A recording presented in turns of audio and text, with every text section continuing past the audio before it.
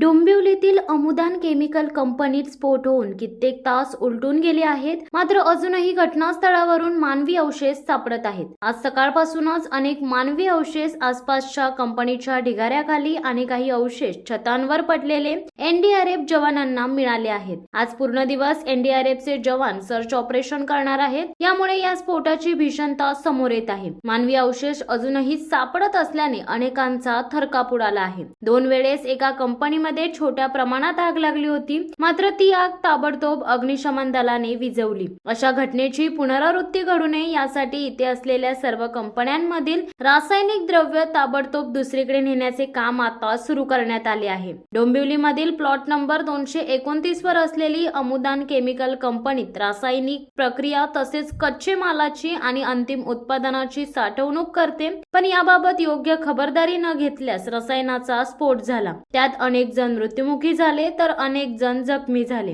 घटनेला जबाबदार असलेल्या कंपनीचे मालक मालती प्रदीप मेहता आणि मलई प्रदीप मेहता यांच्यावर 304, 324, 326, 285, 286, 427, 34 तसेच सार्वजनिक मालमत्ता नुकसान कलम 4 तसेच स्फोटके कायदा 1984 चे कलम 9B, 9C तसेच स्फोटके कायदा 1908 कलम 3, 4, 5, 6 प्रमाणे मानपाडा पोलीस ठाण्यात गुन्हा दाखल करण्यात आला आहे. दोन्ही आरोपींना पोलिसांनी ताब्यात घेतले आहे.